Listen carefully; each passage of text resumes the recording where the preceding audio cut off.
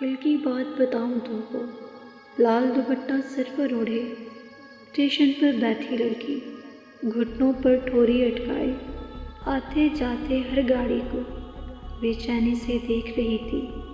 मैंने पूछा, कौन हो तुम और किसकी राहें देख रही हो? वो बोली कि क्या बतलाऊं, मुद्दत पहले एक शहरी सा लगने वाला बाबू पिंड में आया था। मेरे दिल के तार हिलाकर वापस शहर को लौट गया। फिर जाते वक्त वो कह के गया था, मैं आऊँगा तेरे वास्ते गजरे लेकर। शहर में बड़ी गड्डी है ना, उसको लेकर आऊँगा मैं और तुझे फिर ले जाऊँगा। स्टेशन पर बाजी मैंने हाथ हिलाकर उस बाबू को बाय बाय बोला था। देखो बाजी, कितने साल हुए हैं मुझको स्टेशन पर बैठे बैठे, अब तक मेरा सोहना बाबू खुद आया ना गड्डी लाया।